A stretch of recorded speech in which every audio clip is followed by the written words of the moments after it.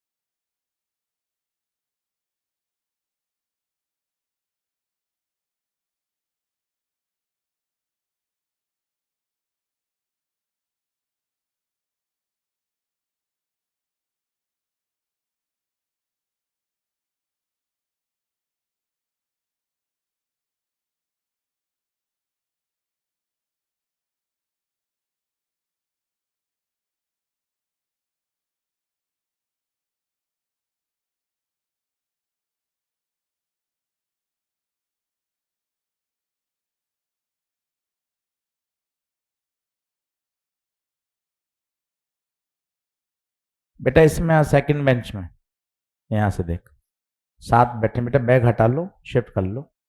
रोज परेशान होने से फायदा नहीं बेटा। 8 का सिटिंग है तो 8 लोग बैठना है, देख लो अपने आप से। 6 लोग हैं तो 2 लोग बैठा लिए।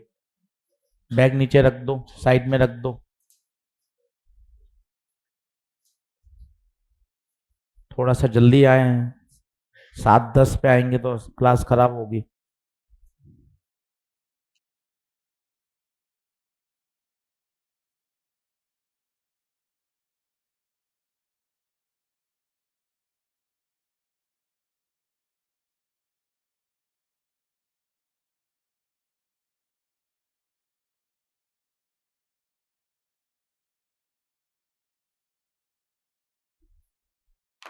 देखें, इंटरेस्टिंग टॉपिक है और समझिएगा। 15-20 मिनट लगेंगे इस बात को समझने में। पहले आप नोट डाउन कर लीजिए।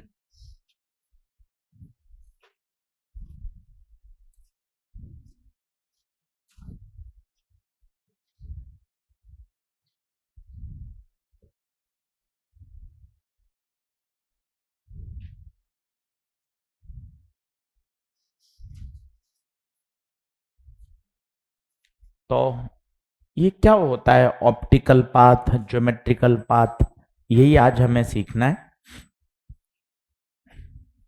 संडे का पेपर है, 3 दिन बहुत और ज़्यादा रिवाइज करिए और अच्छे से रे ऑप्टिक्स भी पढ़ के आइए। 9 सवाल रे ऑप्टिक्स के हैं, 6 सवाल वेव ऑप्टिक्स के हैं। वेव ऑप्टिक्स फ्राइडे तक जितना हो जाएगा वो पूरा आएगा, इसलिए अच्छे से इसकी तैयारी करें। इधर आ जा बेटा, बैग नीचे रख दे। थोड़ा जल्दी आ, 7-10 होगा बेटा, जगह वैसे ही नहीं है। चलिए अब समझना, सुनना। बैग मुझे दे दे बेटा, है मैं वहां रख दूंगा। तो नीचे नहीं रख पाती ना, रोज तेरी दिक्कत होती है बेटा। देखें, अब सुनना सब लोग, बोर्ड पे देखें। अभी करवाते हैं, पर्दा लगा देते वाला एक बार।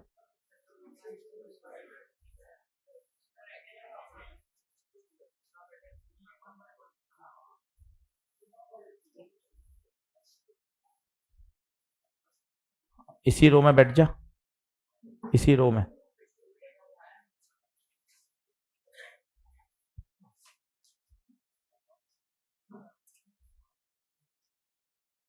वहां लास्ट में कोई जगह के भाई 3 बैठे क्या वहां पे लास्ट बेंच में? इधर आजा,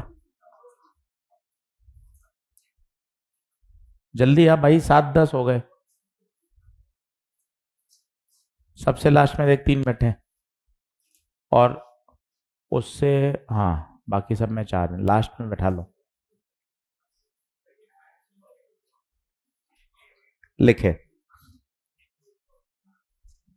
अब 2 वेव है, उस बात को समझिएगा।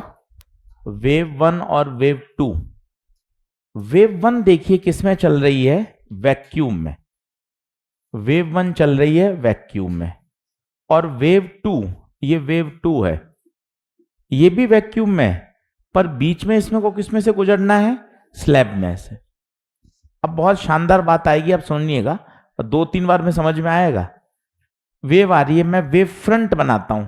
वेव फ्रंट होता है वेव के परपेंडिकुलर, ये परपेंडिकुलर, ये वेव फ्रंट आ रहा है, ये वेव फ्रंट आ रहा है, वेव फ्रंट आ रहा है, वेव फ्रंट आ रहा है। वेव फ्रंट कौन होता है? जिसके हर वेव फ्रंट पे हर पॉइंट का फेस क्या रहता है? सेम। मान लो एक पॉइंट यहां है ए, और एक पॉइंट है बी। क्या ए और बी सेम फेज में होंगे? क्यों होंगे बताइए? क्योंकि वो दोनों एक ही वेव फ्रंट पर हैं। तो पहला पॉइंट लिखा मैंने, A and B are in same phase. अब सुनते जाइएगा, A and B same phase. अब दोनों आगे चले, भाई ये किस में जा रहा है, जबकि इसको किस में जाना है? मीडियम में स्पीड कम होती है, मीडियम में स्पीड। अब आपने दोनों को दिया, चल भाई आधा घंटा चलो, आधा घंटा चलो भैया, तो आधे घंटे में ये ज्यादा चल लेगा, पर आधे घंटे में ये कम चलेगा। क्यों? वैक्यूम में स्पीड कम है। आधे घंटे में ए पहुंच जाएगा ए डैश पर बी पीछे रह जाएगा या आगे रहेगा? क्यों? स्पीड कम है। देखिए, तो मीडियम में तो चला कितना? टी, पर देखिए हवा में टी से ज्यादा है या कम है? क्यों ज्यादा है? वैक्यूम में स्पीड ज्यादा होती। पहले तो यहां तक की बात को 3-4 बार और सुने, ताकि दिमाग में एडजस्ट हो, फिर ये सब अपने आप समझ में आ जाएगा।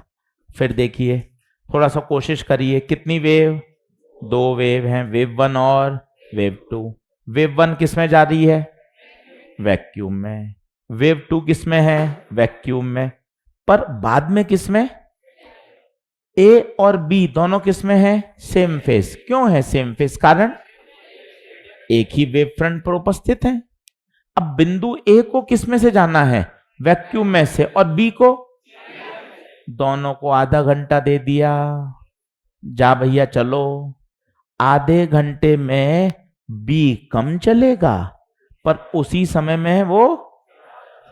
तो अब सर ये ज्योमेट्रिकल पाथ और ऑप्टिकल पाथ होता क्या है? पहले तो ये समझो, आपने आज तक जो भी सुना है वो क्या है? ज्योमेट्री।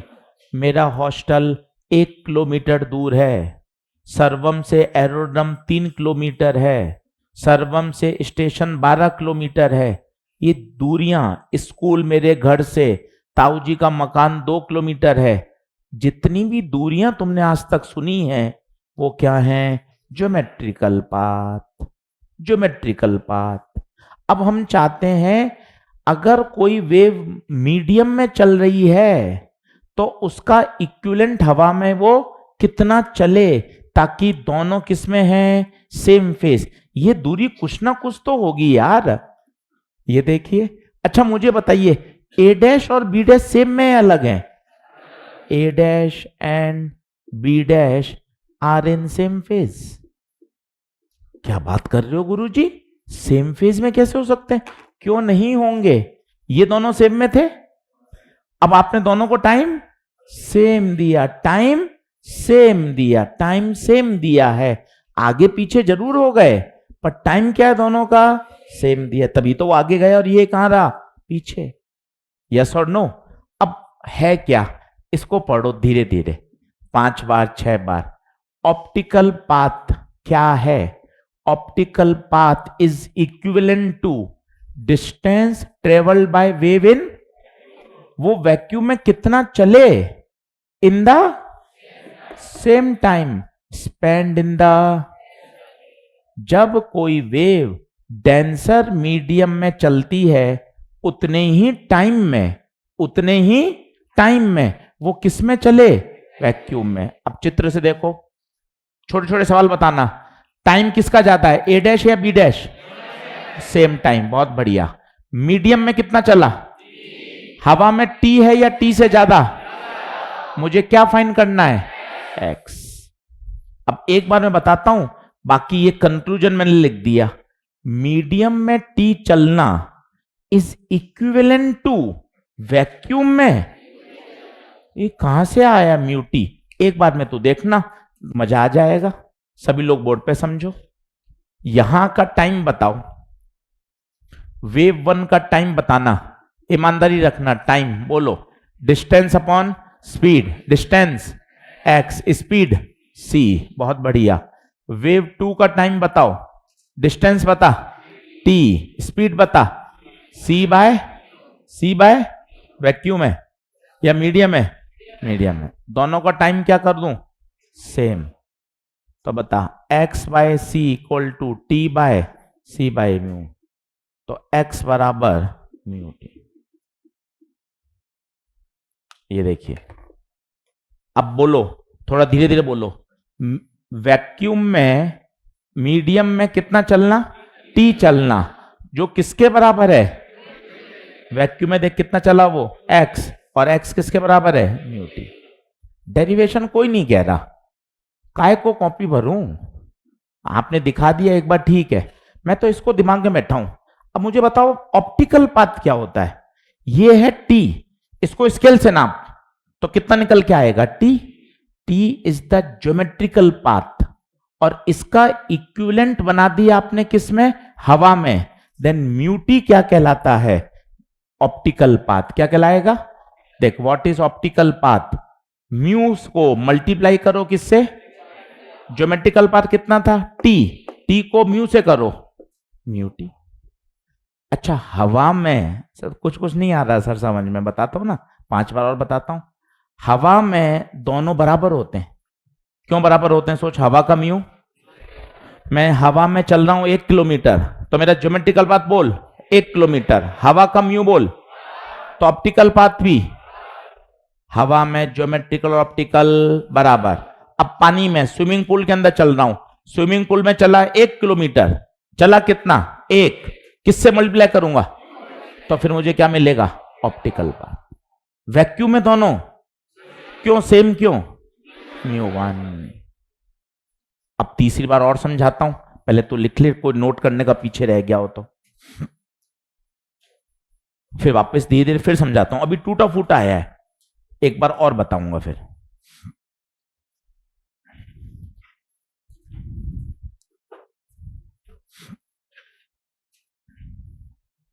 तो सर मैं कैसे रिलेट करूं? तो खुद कुछ बोलने की इच्छा कर। पहला, आज तक तूने जितना भी सुना, स्कूल 2 किलोमीटर दूर है, वो 5 किलोमीटर दूर है, सर्वम मेरे हॉस्टल के पास है, ये सब क्या है, कोशिश कर। ज्योमेट्रिकल पाथ, पहली बात ये दिमाग में बैठा टूटा फूटा। मेरा घर पास है, हॉस्टल दूर है, बाजार दूर है, पास है, ये सब क्या है, ज्योमेट्रिकल पाथ।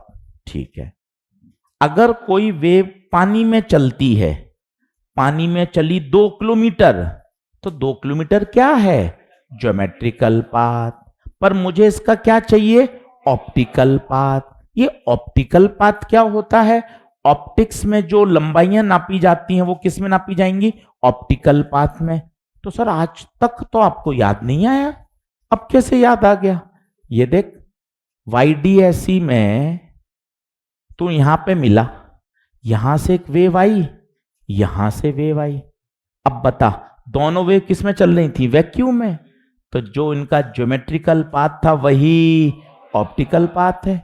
दिक्कत तो कब आएगी, जब तू एक स्लिट के आगे क्या रख देगा, स्लैब। अब बता,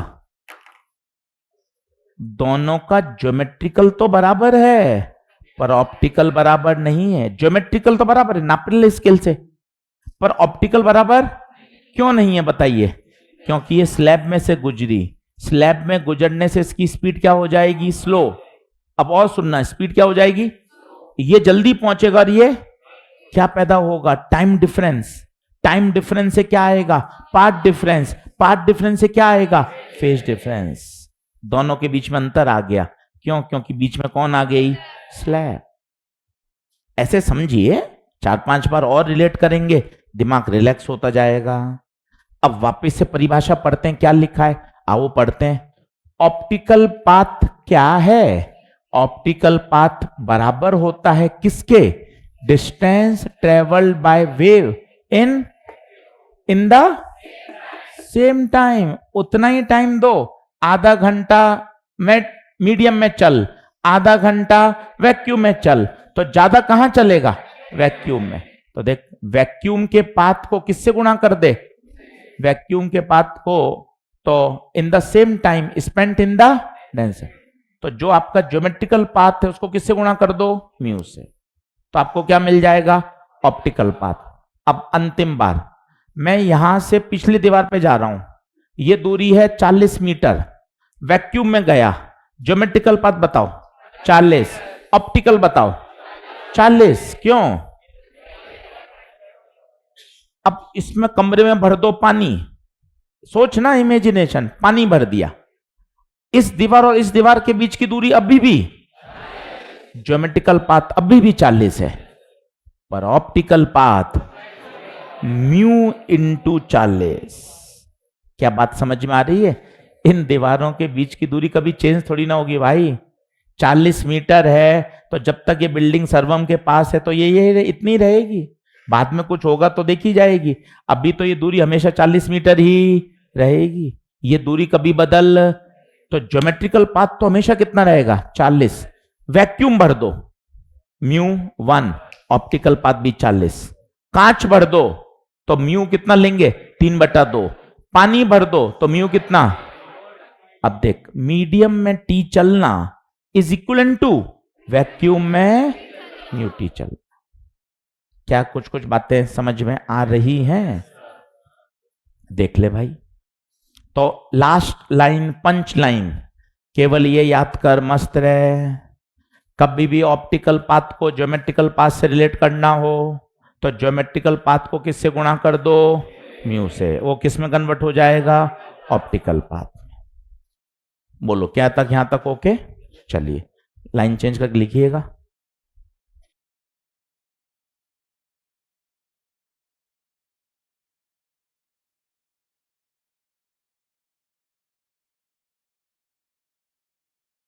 Effect of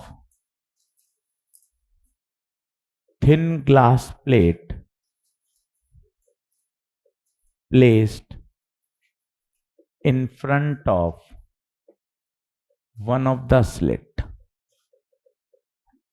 इस पूरे टॉपिक पे लास्ट 10 साल से कोई प्रश्न नहीं आया है, पर छोड़ना नहीं है।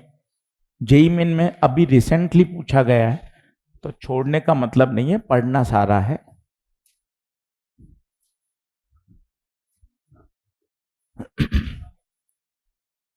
अब खुद समझना, पेन पेंसिल छोड़ दीजिए, फॉर्मूले डेरिवेशन तो सब ठीक है, एक बार पहले फील ले आते हैं, है ना, चीजें समझ में आ जाए। और आज पूरा इंटरफेरेंस आप घर पे तैयार कर लो।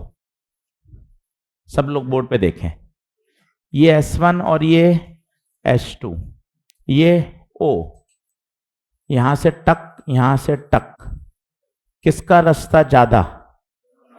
दोनों का रास्ता सेम, मानते हो? डेल्टा एक्स कितना? 0। जहां डेल्टा एक्स 0 होता है वहीं क्या बनती है? Central maxima. पहले दिन सिखाया था आपको। यहां पर क्या बनेगा? Bright spot. देख, ब्राइट तो यहां भी बनेगा, यहां भी, 5वां ब्राइट, 8वां ब्राइट, 3रा ब्राइट, 10वां ब्राइट, परंतु ये सारे सेंट्रल मैक्सिमा नहीं है। सेंट्रल मैक्सिमा की शर्त होती है जहां पाथ डिफरेंस क्या हो? 0। जहां पाथ डिफरेंस 0 होता है वहीं क्या बनता है? Central maxima. ये हम ऑलरेडी पढ़ चुके हैं। अब कहानी में ट्विस्ट है भाई, समझ और नहीं आए तो पूछना। अब मैंने क्या किया, इसके रास्ते में एक क्या रख दी? स्लैब। अब मुझे O पे पहुंचना है, ठीक है। अब बता, S2 जल्दी पहुंचेगी क्या? क्यों? वैक्यूम में है।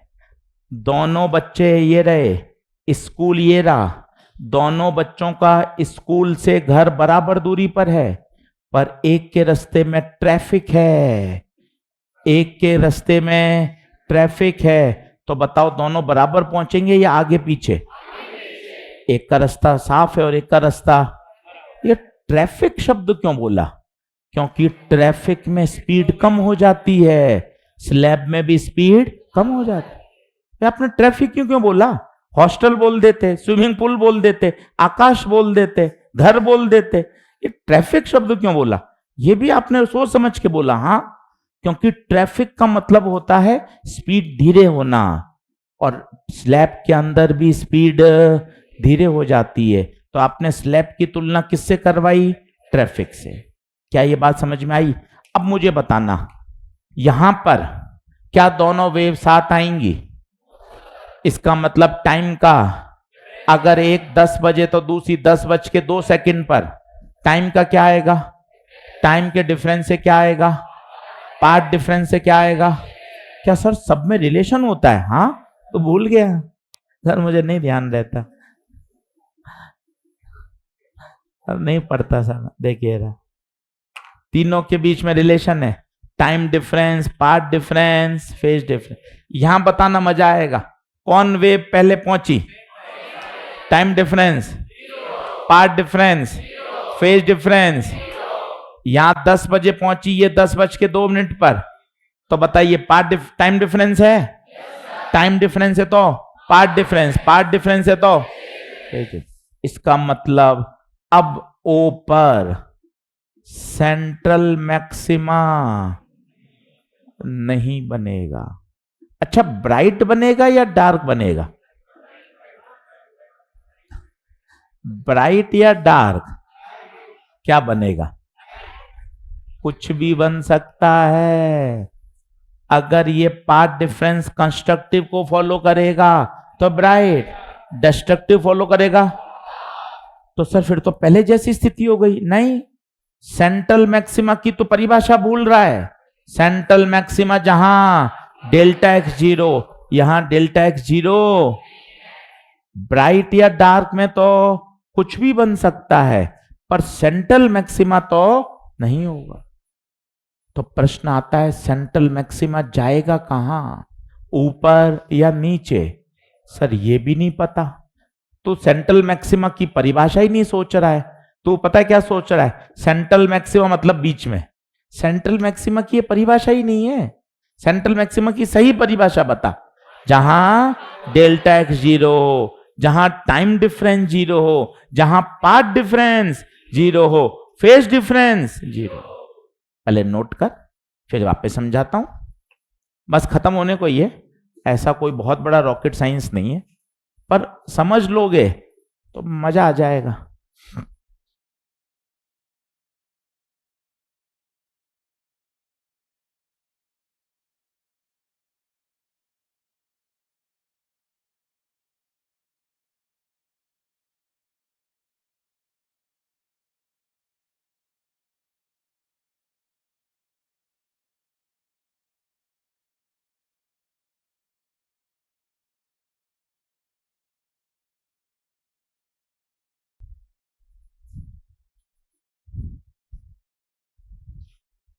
सेंट्रल मैक्सिमा की परिभाषा सुधारो मन में।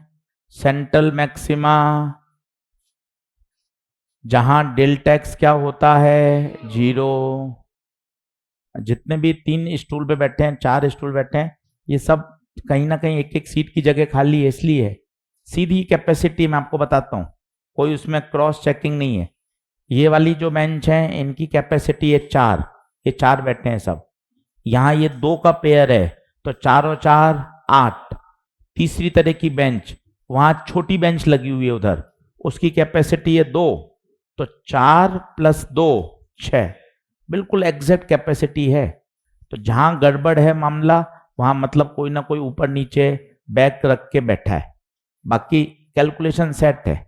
3 ही तरह की टेबल है अपने पास, इधर साइड में चलती हैं 4 का पेयर, ये 8 का, वहां एक 4 और छोटी छोटी टेबल और लगी हुई है, उसकी कैपेसिटी 2 बच्चों की है, 6 हो गया।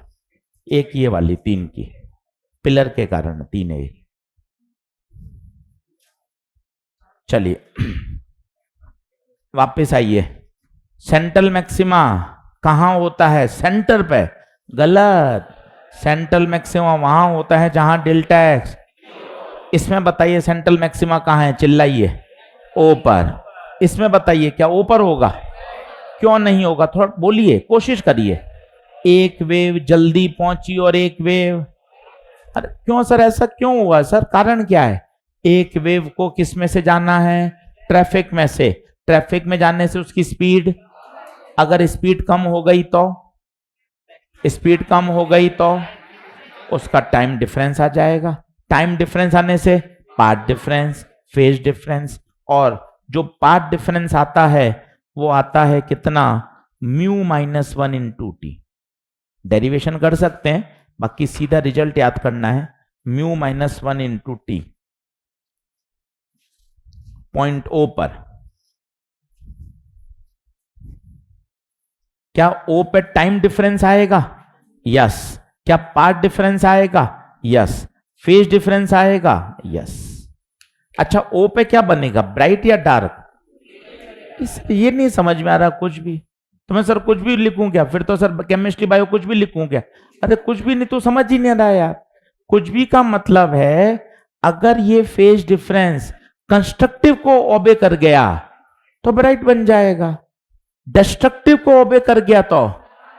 पर ये पक्का है यहां सेंट्रल मैक्सिमा, सेंट्रल मैक्सिमा की शर्त डेल्टा एक्स मस्ट बी 0।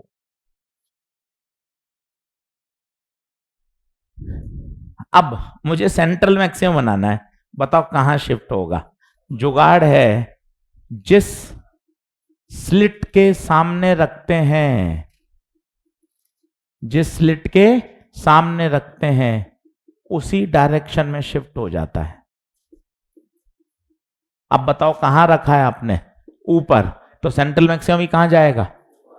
पर क्यों सर, मैं नहीं मान रहा, मैं तो मान रहा हूं सर यहां जाएगा। आ जाए एक बार बोर्ड पे देखना भाई, है अभी बनाना मत, ऐसी तैसी कर रहे हैं डायग्राम की। माना सेंट्रल मैक्सिमा कहां गया, पी पर। सेंट्रल मैक्सिमा होता क्या है, जहां डेल्टा एक्स 0 हो या टाइम डिफरेंस 0। टाइम डिफरेंस का मतलब है दोनों वेव एक साथ पहुंचे। आइए देखें क्या पहुंच सकती हैं एक साथ, अरे सर कभी नहीं पहुंच पाएंगी। S1 की सर 2 तरफ से हालत खराब कर दी आपने। एक तो S1 का रास्ता भी लंबा और उसको ट्रैफिक से भी गुजरना है सर, जीवन भर कोशिश कर ले तब भी वो एक साथ नहीं पहुंचेगा। खुद देखो ना क्यों नहीं पहुंचेगा बताओ। S2 का एक तो रास्ता छोटा, और वो है भी किसमें, रास्ता भी छोटा और स्पीड भी, वो तो पक्का जल्दी पहुंचेगा। S1 की लगी पड़ी है। क्यों सर, क्या हो गया सर, सर क्या हुआ सर S1 को, अरे S1 का रास्ता लंबा और S1 को ट्रैफिक से भी जाना, तो कभी साथ साथ नहीं पहुंचेंगे, कभी नहीं पहुंचेंगे। इसका मतलब सेंट्रल मैक्सिमा नीचे नहीं जा सकेगा, ऊपर जा सकता है। अब ऊपर क्यों जा सकता है वो सोचो, वो खुद सोचो। यहां क्या अब ये बराबर पहुंच सकते हैं क्या? क्यों सर? हो सकता है सर। क्यों सर? देखो, इसकी स्पीड ज्यादा है ना, और इसकी दूरी भी ज्यादा है। सर ये धीरे चल रहा है ना, तो इसकी दूरी कम है। हो सकता है दोनों 10:05 में स्कूल एक साथ पहुंच जाएं। इसका मतलब यहां सेंट्रल मैक्सिमा आ सकता है। अब किसी को पता है इस बिंदु पे पाथ डिफरेंस कितना होता था? पुराना याद हो तो कितना होता था? y छोटा d बाय, याद करो। और स्लैब के कारण कितना हुआ? μ-1 इंटू टी। और अगर ये दोनों बराबर हो जाएं तो बताओ पाथ डिफरेंस कितना हो जाएगा? 0। तो बताइए, पूछा जाएगा सेंट्रल ब्राइट फ्रिंज कहां शिफ्ट हुई? y पूछा जाता है, y। तो y बताइए कितना? μ-1 टी डी बाय छोटा। एक बार और समझाता हूं, पहले आप नोट कर लीजिए। रटने बैठेंगे तो परेशान हो जाएंगे, तरीका समझेंगे तो और बढ़िया रहेगा।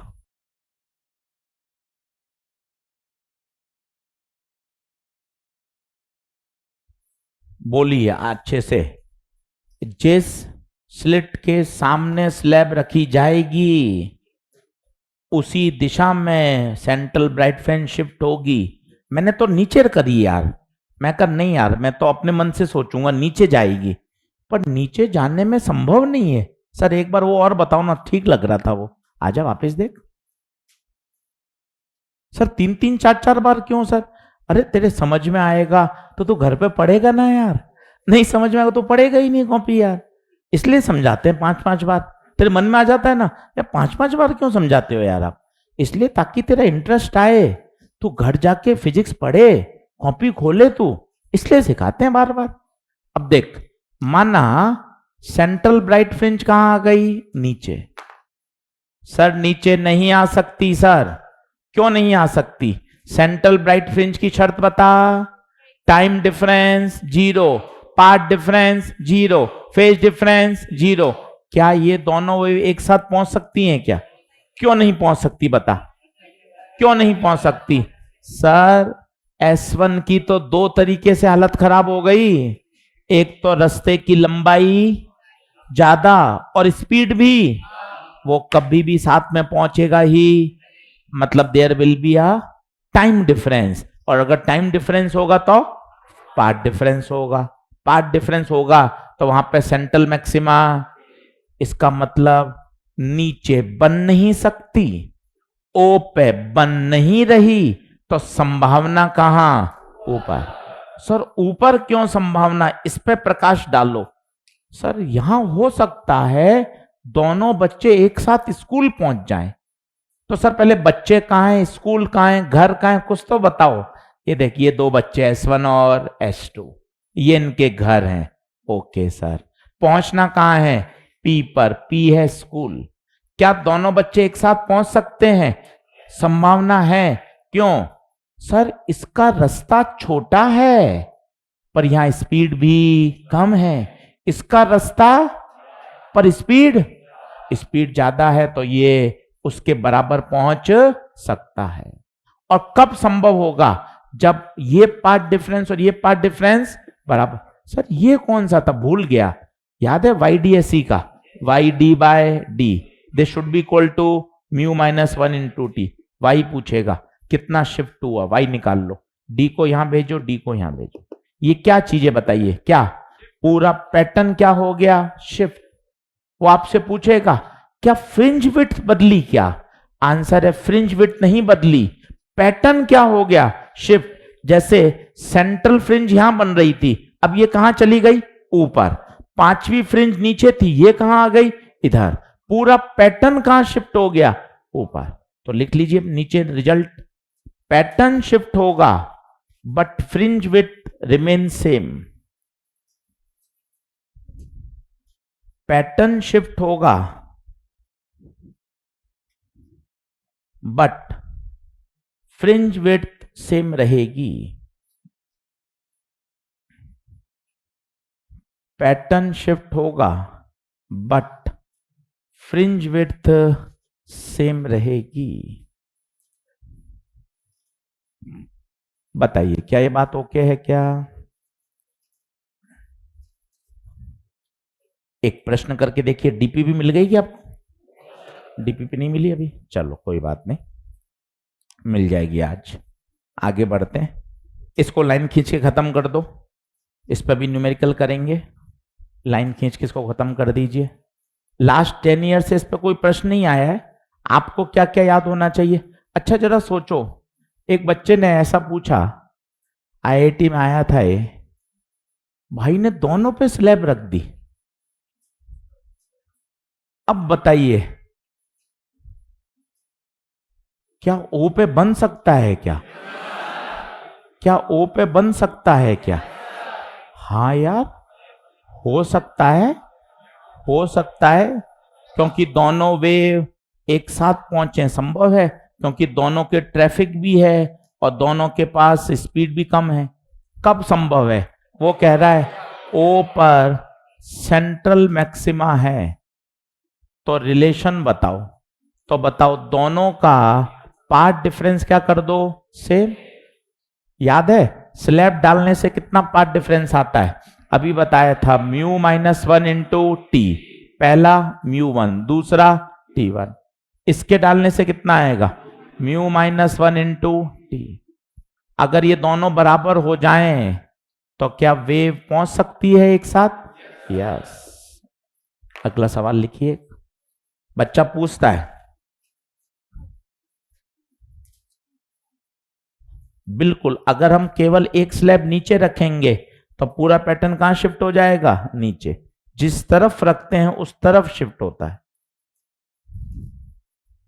अब एक बार सवाल आया, दोनों पे स्लैब रख दी, तो क्या बता सेंटर पे बन सकता है क्या? यस। क्यों बन सकता है बताइए? अगर दोनों का क्या सेम हो जाए? Delta x. टाइम सेम कर दो, डेल्टा एक्स सेम कर दो।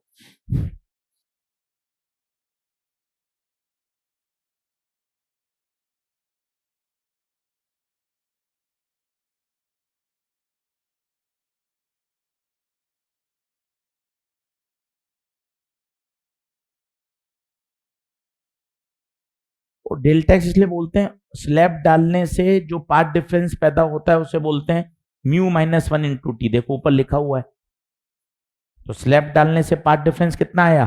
म्यू -1 इंटू टी ऊपर में, नीचे वाले में कितना आया? म्यू -1 इंटू टी, और दोनों बराबर हो गए, तो नेट कितना हो गया? 0।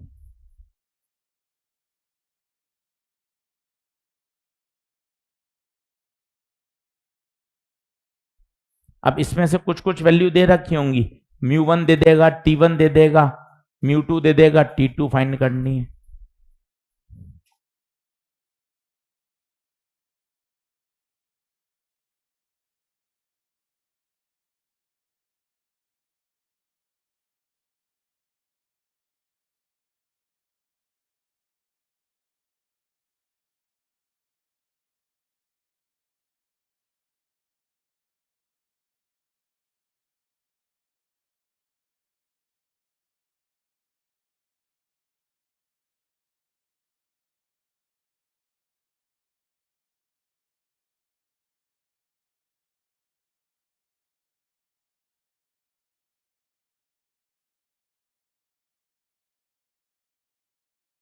ये थ्योरेटिकल सवाल है, 2 से 3 बार रिपीट हुआ है, समझिएगा, कोई न्यूमेरिकल नहीं बनता।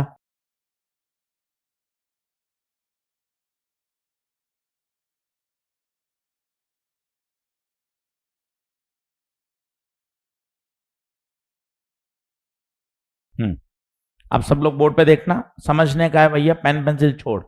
व्हाइट लाइट आते ही तेरे पहले मन में आना चाहिए विबग्योर, वायलेट से रेड जाने पे लैम्डा, किसका लैम्डा ज्यादा?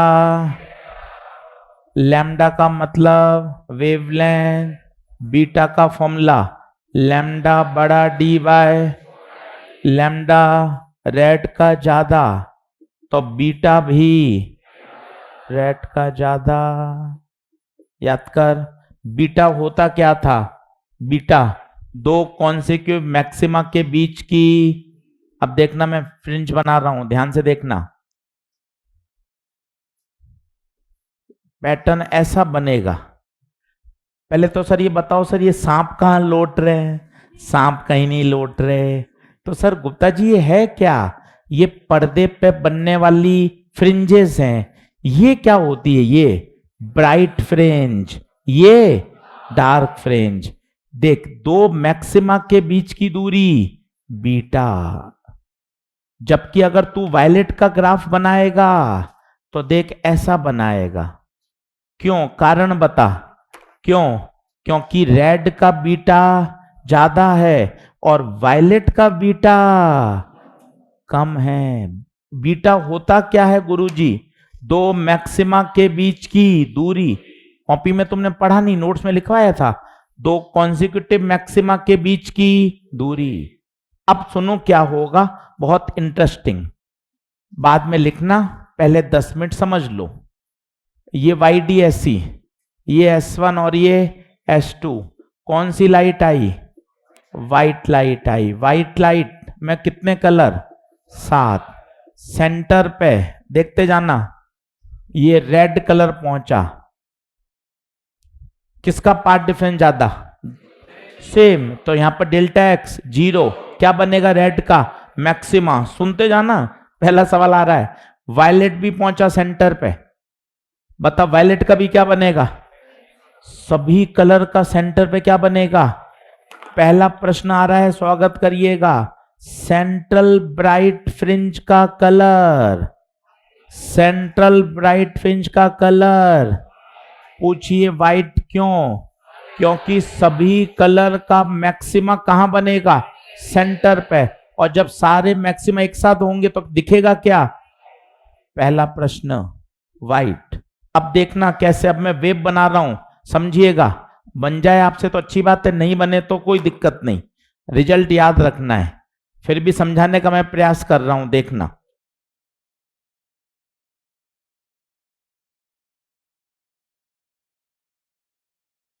ये मैंने किसका बनाया? रेड। पूछो इतना फैला हुआ क्यों बनाया? क्यों? रेड का बीटा। क्या है बीटा?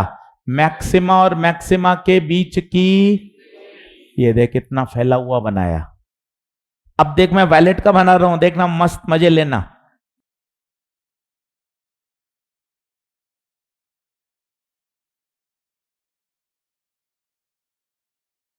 ये देख, कोई बताएगा वायलेट का संकरा क्यों बनाया?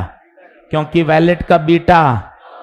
अगली बात देख, यहां रेड का भी मैक्सिमा, वायलेट का भी मैक्सिमा, ग्रीन का भी, येलो का भी। तो बता ये कैसा दिखेगा? वाइट। वाइट। इसके बाद देख सारे कलर फैल गए, सारे कलर अलग अलग हो गए। इसका मिनिमा पहले आ गया, जबकि इसका मिनिमा बाद में आ रहा है। इसका मैक्सिमा पहले आ गया, उसका मैक्सिमा, फिर सारे कलर फैल गए।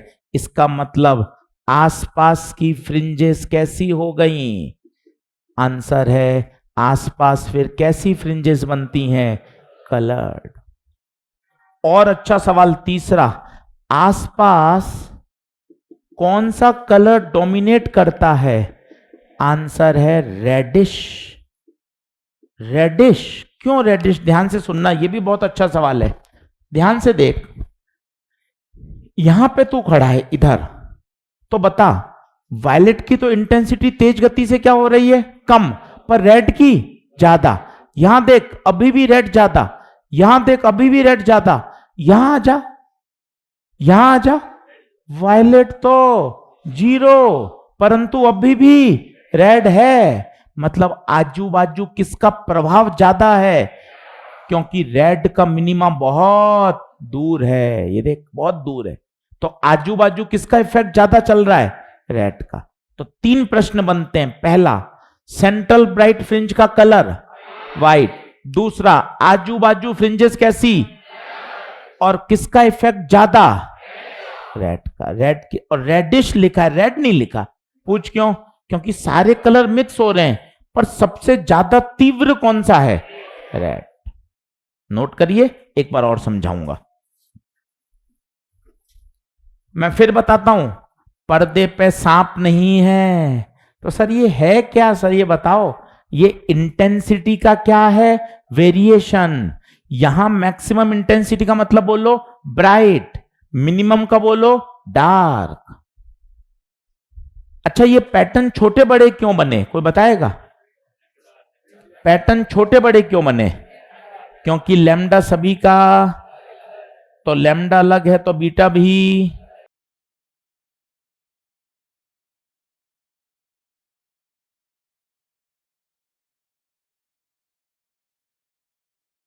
स्पीड तो सबकी सेम है ना, स्पीड तो सेम ही है, तभी तो सब एक साथ पहुंचे।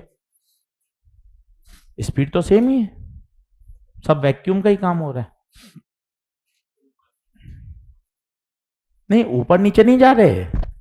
बीटा रेड का ज्यादा है, बीटा रेड का ज्यादा है, मतलब जो रेड का मैक्सिमम बनेगा वो काफी दूर बनेगा। वायलेट का मैक्सिमम कहां बन रहा है, पहले।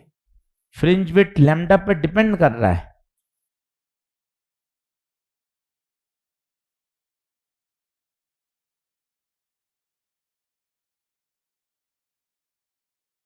अच्छा, ये सेंट्रल ब्राइट फ्रिंज को लोकेट करने के भी काम आता है, जरा सोचो। आपको पता नहीं कि सेंट्रल ब्राइट फ्रिंज क्या होती है, अब आप बता सकते हो। जहां पे व्हाइट कलर बन रहा होगा वो क्या होगा, सेंट्रल ब्राइट फ्रिंज। क्यों? वहीं तो सबका पार्ट डिफरेंस क्या है, 0। तो ये ध्यान रखिएगा, सेंट्रल ब्राइट फ्रिंज का कलर व्हाइट। कर्व कोई नहीं बनाने को कह रहा, आप कर्व में ही समय खर्च कर रहे हो, वो तो कुछ भी नहीं है, पूछेगा ही नहीं वो। आप ड्राइंग में मजे ले रहे हो, आओ ड्राइंग बना लें। अरे कुछ भी बना लो, कॉन्सेप्ट समझो।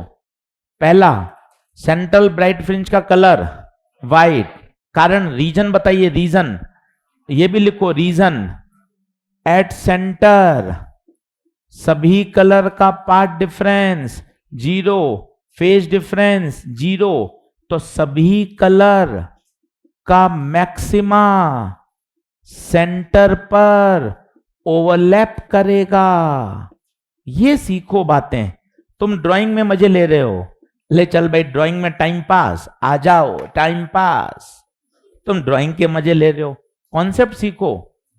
सभी कलर सेंटर पर अपना अपना मैक्सिमा देंगे। क्यों देंगे? क्योंकि सेंटर पर डेल्टा एक्स सभी का 0। देख, मैंने सबका मैक्सिमा यहां बनाया है, सबका।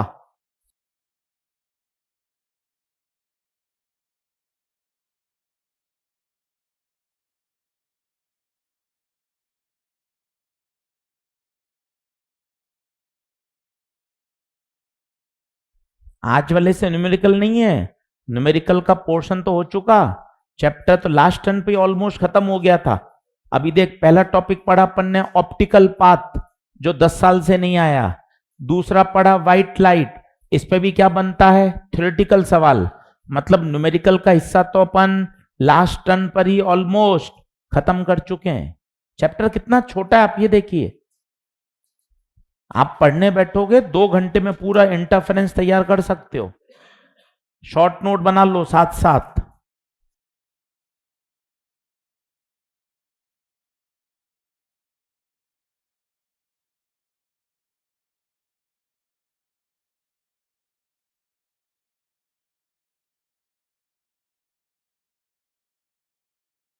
मिटाऊं क्या?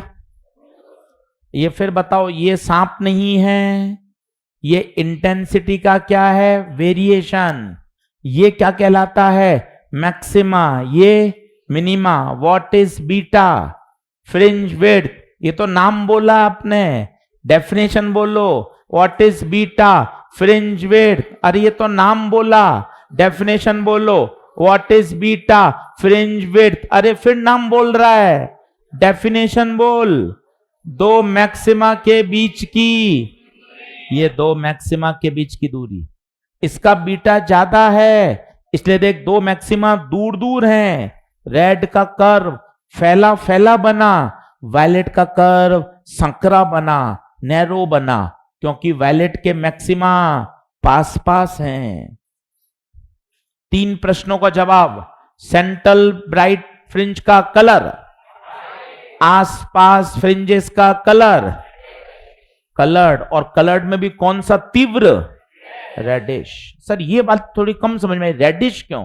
आजा तो खुद देख, यहां खड़ा है, यहां देख, अभी भी किसकी इंटेंसिटी ज्यादा, रेड, यहां रेड, यहां रेड, यहां रेड, यहां तो मामला ही एक तरफा हो गया, एक तरफा हो गया।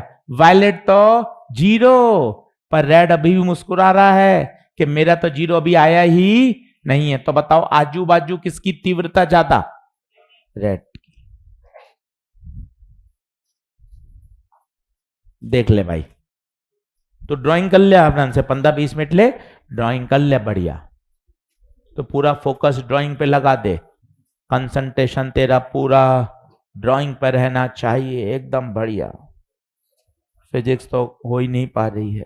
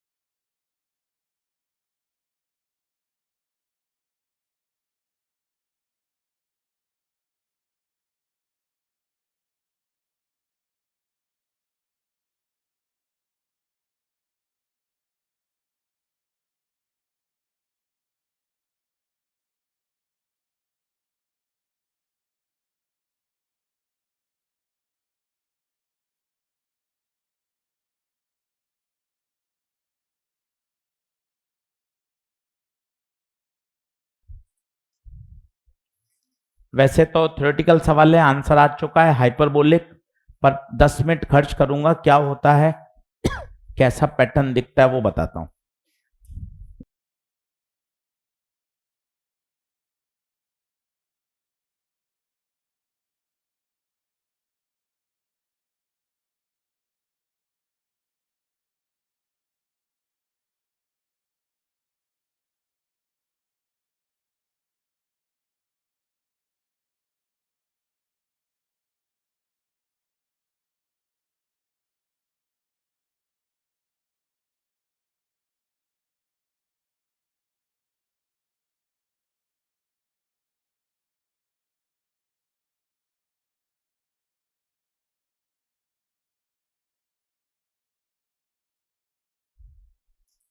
अब ये क्या बनाए वो देखिए, फील करिए क्या है ये। जैसे पर्दा, अभी तक आप स्क्रीन को एक लाइन से खींच देते थे, लाइन थोड़ी ना होती होगी, कैसे रखा है पर्दा, फील कर पा रहे हैं?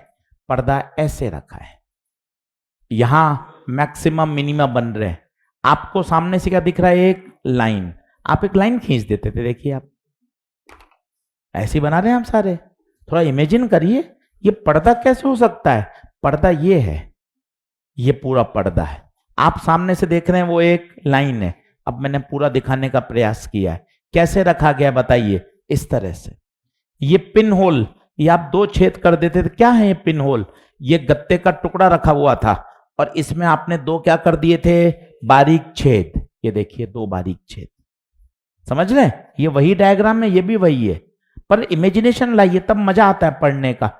जैसे हम प्लेन मिरर बनाते हैं, इतने समय से प्लेन मिरर यही तो बना रहे हैं, घर में तो ऐसा नहीं होता डंडी सा, घर में तो एकदम चौकोर होता है, बढ़िया, बाथरूम में, वॉशरूम में, कमरे में लगा हुआ है, देखिए आप, तो इस तरह से चौकोर होता है ना वो।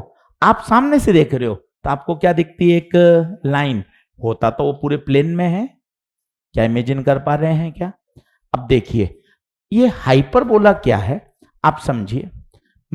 मुझे पहला मिनीमा चाहिए, तो पहला मिनीमा की शर्त क्या है सर, थोड़ा आराम से बताना सर। पहला मिनीमा डेल्टा एक्स क्या होना चाहिए बताइए, मैक्सिमम ले लो, चलो जल्दी याद हो जाएगा। पहला मैक्सिमा डेल्टा एक्स की शर्त एन लैम्डा, एन 0 1 2 3, 0 तो क्या देगा, सेंट्रल मैक्सिमा। पहले के लिए एन कितना रखूंगा, 1, तो डेल्टा एक्स बराबर लैम्डा। थोड़ा शब्दों को बोलो, नहीं तो ऐसा लगेगा सब्जेक्ट रट लिया। थोड़ा कोशिश करिए। पहला मिनिमा कहां बनेगा? जब जब राम और श्याम के बीच का पाथ डिफरेंस लैम्डा हो जाएगा, उस बिंदु पर क्या बनेगा? पहला मिनिमा, पहला मैक्सिमा। थोड़ी इन बातों को बोलिए कि सर क्या हो रहा था। राम और श्याम दो S1 S2 हैं, यहां से वेव आ रही है, एक का रास्ता छोटा है, एक का रास्ता बड़ा है, तो दोनों के बीच में क्या पैदा हो रहा है? Path difference. जब वो पाथ डिफरेंस लैम्डा के बराबर हो जाएगा तो बताइए क्या बनेगा? अब आप देखना होता क्या है, यहां से S1 से एक वेव आई, S2 से एक वेव आई, क्या रास्ते बराबर हैं या छोटे बड़े हैं?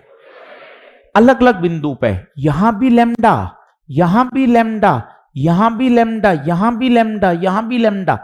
ये सारे मैक्सिमा, पहले मैक्सिमा को क्या करोगे आप? जोड़ोगे। देखो आप शेप कैसा बन रहा है। ये जो शेप है ये क्या कहलाता है भाई? हाइपरबोलिक। ये देखिए, ये क्या चीजें बताइए? फर्स्ट मैक्सिमा, ये सेकंड, ये थर्ड, ये देखिए फ्रिंजेस। सर ये क्यों बनती हैं ऐसी हाइपरबोलिक, क्यों बन रही हैं?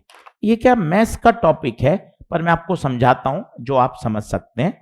जैसे मैं आपको बोलता, बेटा एक ऐसे पॉइंट का लोकस बताओ जो इससे हमेशा बराबर दूरी पे रहे, जो इससे हमेशा बराबर। एस से दूरी क्या होनी चाहिए? बराबर, 5 मीटर पे रहे। अच्छा सर हमेशा 5 मीटर। यहां भी 5 मीटर, सर यहां भी 5 मीटर, सर यहां भी 5, यहां भी 5, यहां भी 5, सबको जोड़ दे, बता क्या बना? सर्कल। ये 8th 9th का सवाल है कि घोड़े को एक खूंटी से बांध रखा है, बताओ वो कितनी घास खा सकता है, और डोरी की लंबाई है 10 मीटर। तो सोचो वो कितनी घास खा सकता है? मैक्सिमम 10 मीटर दूर जा सकता है। तो 10 metre, 10 metre, 10 metre, 10 metre, 10 metre, एक सर्कल बन जाएगा। कितने का? 10 मीटर। एरिया आ जाएगा πr²। इतनी घास खा सकता है वो। क्या 10 से कम की नहीं खा सकता? खा सकता है ना, डोरी ढीली रहेगी खा लेगा। पर 10 से ज्यादा तो दूर, क्योंकि डोरी की लंबाई कितनी है? 10। ये मेंटल एबिलिटी के प्रश्न होते हैं। ये लोकस। तो लोकस क्या है? किसी बिंदु से हमेशा बराबर दूरी पर रहना है, उसका लोकस। आंसर है सर्कल। इस बिंदु से हमेशा बराबर दूरी पर रहना है। अब देखना अगला सवाल, देखना ये सब मेंटल एबिलिटी के सवाल है, नीट के लिए नहीं, आप चिंता मत करिए। ये कोई लाइन है, इससे हमेशा बराबर दूरी पर रहना है, तो उसका लोकस बताओ। इस लाइन से हमेशा बराबर दूरी पर रहना, तो उसका लोकस बताओ। आंसर है स्ट्रेट लाइन। देख कैसे? सर क्या कह रहा आपने? इस लाइन से बराबर पर 5 मीटर, 5 मीटर, हमेशा इससे कितने पे रहना है? 5 मीटर। ये पॉइंट लाइन से 5, ये 5, 5, 5, 5, जोड़ दे सबको, क्या बन गई? Straight line. इस स्ट्रेट लाइन के हर पॉइंट की दूरी इस लाइन से हमेशा 5 ही रहेगी, हमेशा 5 ही रहेगी। अब मेरे पास क्या कंडीशन है बताइए? मुझे हमेशा S2P माइनस S1P क्या चाहिए? कांस्टेंट। सर ये क्या चीज ले आए आप? ये क्या लिख दिया बताइए? ये है पाथ डिफरेंस, बड़ा रास्ता माइनस छोटा रास्ता। जहां जहां डेल्टा एक्स लैम्डा होगा वहां वहां क्या बनेगा? पहला मैक्सिमा। यहां डेल्टा एक्स लैम्डा, यहां भी लैम्डा, यहां भी लैम्डा, यहां भी लैम्डा, यहां भी लैम्डा, यहां भी लैम्डा, इन सबको जोड़ दिया। ये जो पैटर्न बना, ये जो कंडीशन है, ये कंडीशन होती है किसकी? हाइपरबोला की। किसकी होती है? हाइपरबोला। S2P माइनस S1P बराबर constant. As far as NEET concern, sir मुझे तो नीट परीक्षा बता दो मैं फोड़ क्या हूं, सिर्फ ये प्रश्न उत्तर है। फ्रिंजेस का शेप कैसा होता है? हाइपरबोलिक। फ्रिंजेस का शेप कैसा होता है? हाइपर। क्यों हाइपरबोलिक होता है वो मैंने आपको समझाने का प्रयास किया। आइए एक बार और समझाता हूं, पहले नोट कर लीजिए, पहले नोट कर लीजिए।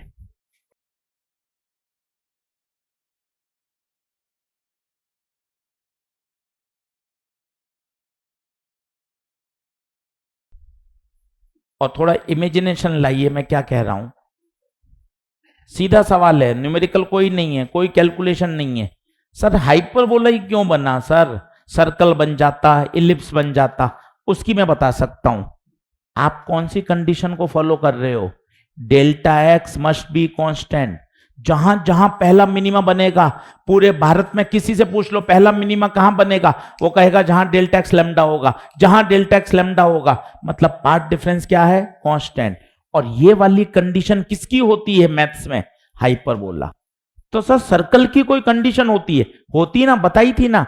एक ऐसे पॉइंट का लोकस बनाओ जो पॉइंट ओ से हमेशा सेम दूरी पे रहे, तो बताओ क्या बनेगा? सर्कल।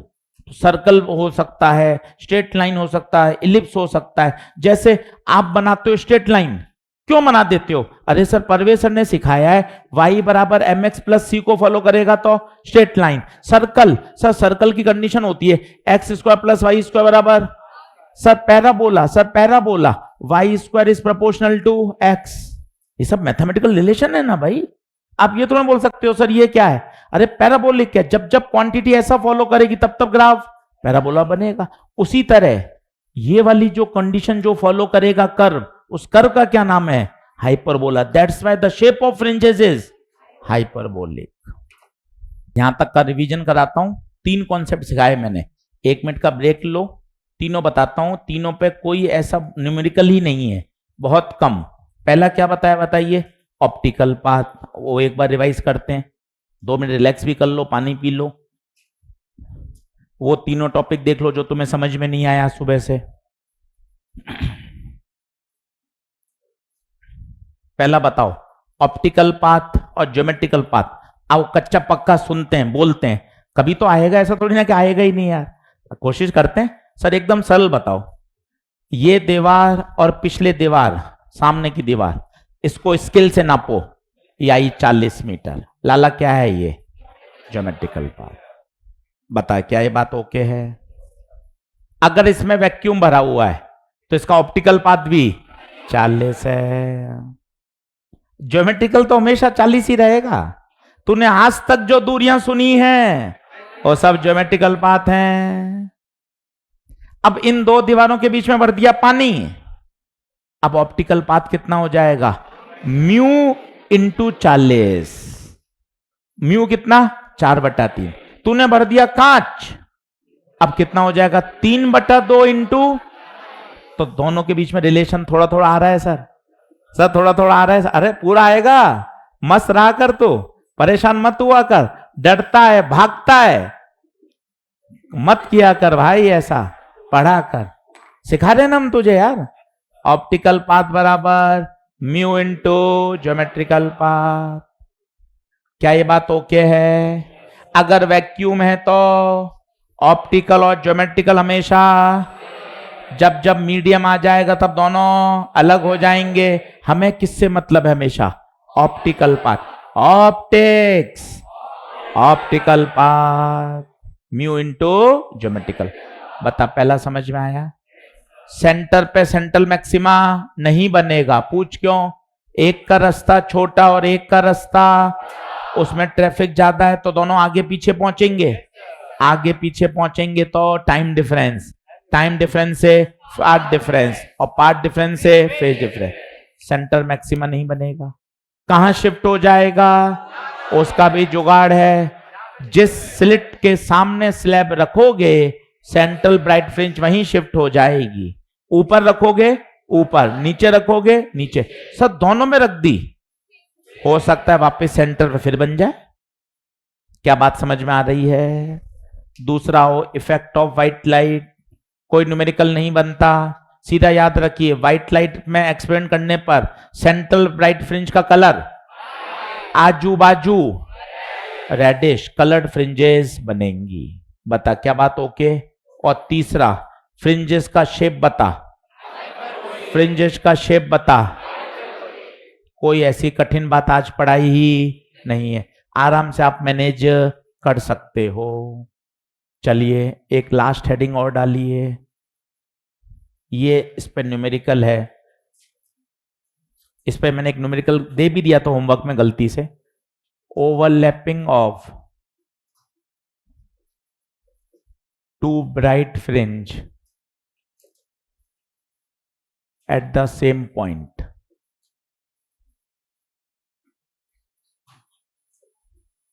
बहुत बहुत पॉपुलर है।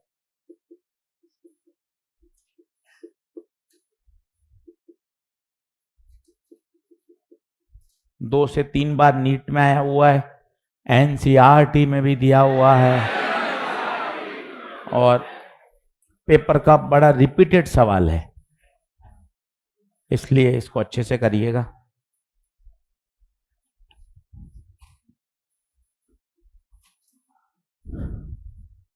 चलो,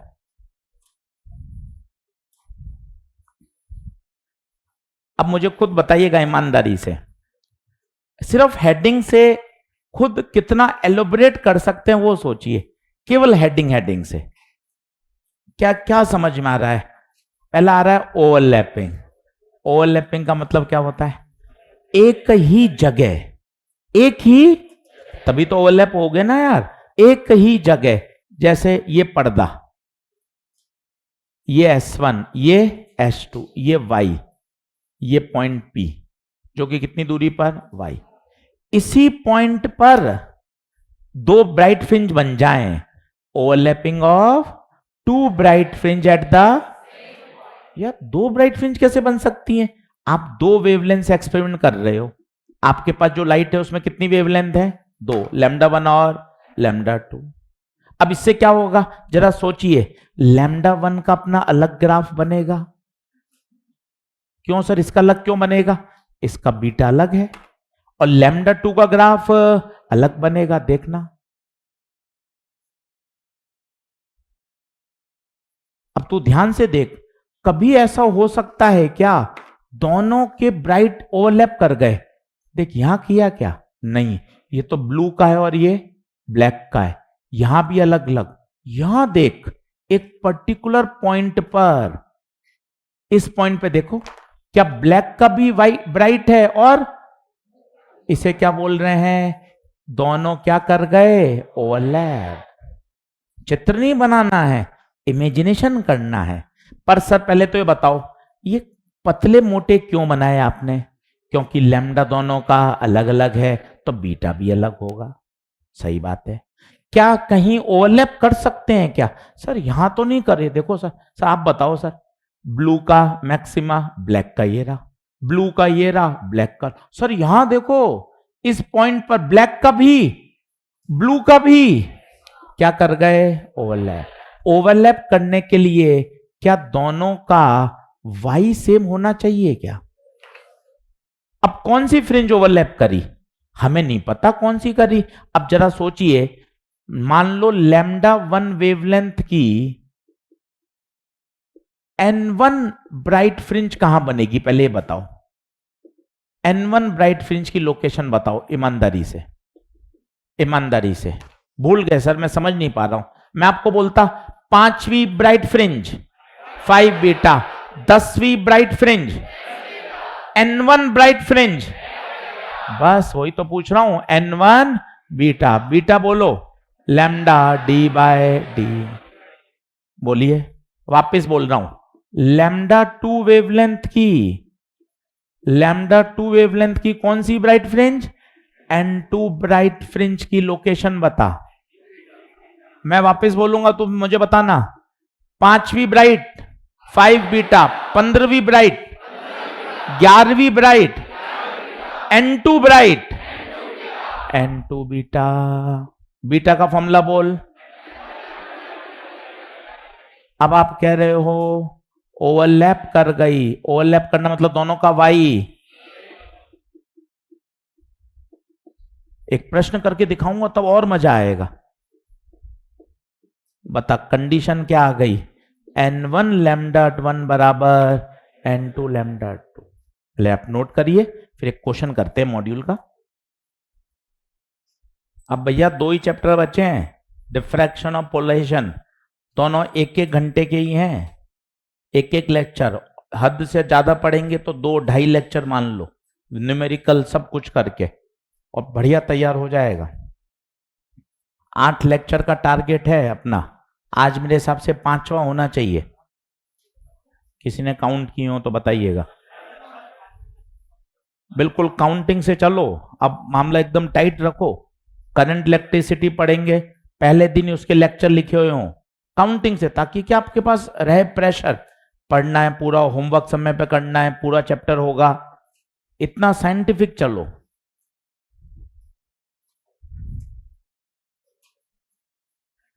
चलिए मॉड्यूल खोलिए, अब एक प्रश्न पढ़िए और उसी को सॉल्व करते हैं नोट्स में।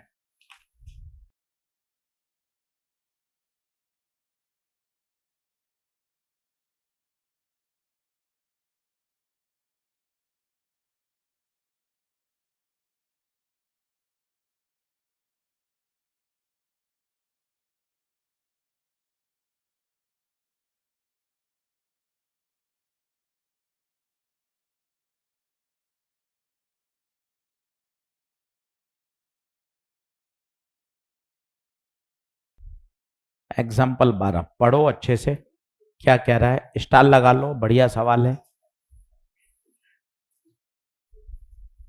कह रहा है एक बीम ऑफ लाइट है, इसके अंदर कितनी वेवलेंथ है, 2, ठीक है। Y D S, distance between slits, छोटा डी दे रखा है 2 mm, ठीक है। पर्दे के बीच की दूरी 120 सेंटीमीटर, ठीक है। लीस्ट डिस्टेंस बताओ जहां ब्राइट फ्रिंज दोनों की क्या करे, कोइंसाइड। बस जैसी ये कंडीशन आ जाए, ब्राइट फ्रिंज क्या कर रही है, कोइंसाइड। बताओ कंडीशन का फॉर्मूला क्या, n1 लैम्डा 2 बराबर n2 लैम्डा 2। बताइए n1 लैम्डा 1 बराबर n2 lambda 2। Lambda 1 6500 angstrom, lambda 2 5200 angstrom. Board पे देखना मजा आएगा भाई। n1 65 बराबर n2 52, तो n1 बटे n2 52 बटे 65, 13 का पहाड़ा 4 बटे 5। मेरे बच्चे ध्यान से देखना बोर्ड पर, मेरे प्यारे बच्चों बोर्ड पे ध्यान से देखना, मजा आएगा। अच्छी चीज है जो कि समझने की है। सभी लोग बोर्ड पे देखें। n1 बटे n2 कितना आया, बोर्ड पे देखो, पेन पेंसिल छोड़ दो। इसका क्या मतलब है, n1 की लैम्डा 1 की चौथी, लैम्डा 2 की 5वीं से ओवरलैप कर रही है। इनफैक्ट 4/5 तो एक रेशियो है, 8/10 का भी आंसर 4/5 है, 12/15 भी 4/5 ही होता है। इसका मतलब और बोलिए, चौथी 5वीं से करेगी, 8वीं 10वीं से करेगी, 12वीं 15वीं से करेगी, एंड सो ऑन। अब इसने एक शब्द लिखा है, लीस्ट डिस्टेंस बताओ। लीस्ट का मतलब सबसे पहले कौन सी ओवरलैप करेगी, सबसे पहले।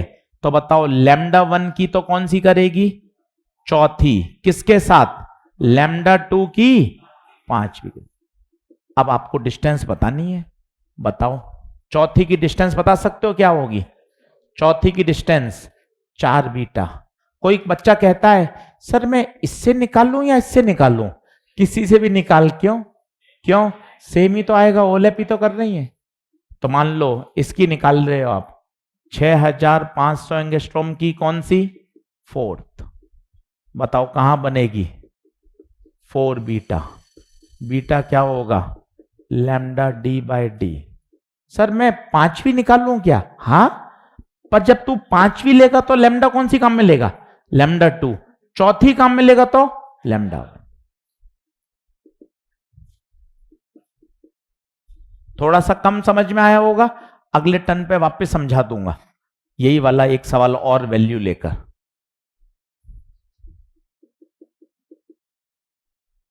सॉल्व करके बताइए कितना आंसर।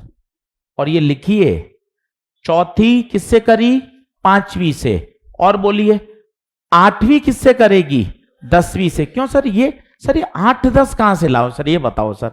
अरे इसका भी रेशियो 4/5 ही है, इसका भी रेशियो 4/5 ही है।